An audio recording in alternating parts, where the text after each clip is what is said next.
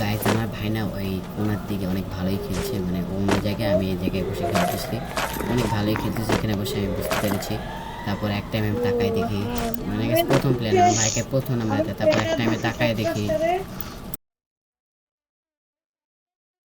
পারলাম 5টা কিল করে এডিট। তারপর সো গাইস আমি যাচ্ছিলাম, আমি এই টোকেন্স কালেক্ট করতে, এই টাইমে আমার পিছন দিক দিয়ে লেগে গেছে অনেক এনিমিরা। তাড়াতাড়ি গাড়ি চালাইতে চালাইতে চলে যায় পানির মধ্যে। বাহ, গাড়ি তার আগাইতে পারতেছি না, পরে বের হয়ে একটা দামি প্রোটিন খেয়ে, মানে দামি প্রোটিন গাড়ির মধ্যে খেয়ে আমি সাঁতার কেটে কেটে বের হয়ে গেলাম। তারপর গেছে এদিক তাকায় দেখে একটা এনিমি যদি আধা কেজি ড্যামেজ দেওয়ার পর তারপর ওকে আবার তারপর ওকে দিলাম একটা ডাউন মেরে। তারপর গাছ দেখছো আমি কত প্রো প্লেয়ার।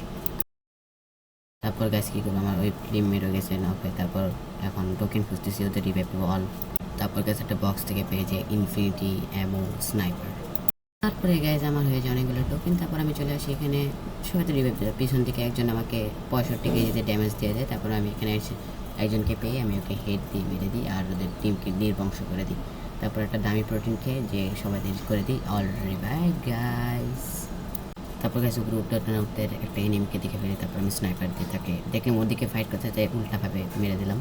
তারপর ওকে ফুললি ডাউন করে, মানে ফুললি কিল করে নিচ্ছে, নাহলে পরে ওকে আবার স্পন দিলে সমস্যা। অ্যান্ড ফুললি কিল, ওকে চলো। তারপর পিছনে যাইতে সময় আমার পিছন দিক দিয়ে একজন লেগে যায়, তারপর তাকে 65 কেজি হেড লাগিয়ে দিতে, তারপর তাকে ডাউন করে দিই। তারপর গায়ে যেকে মারছিলাম মারতে মারতে আমি নিজেই চলে যাই 4 কেজি মারতে যাই নিজেই। দেখো তারপর গাছ দেখো আমি গেমের মধ্যে কী বলি, আমি আরিয়ানাকে রিপে পাখি দিকে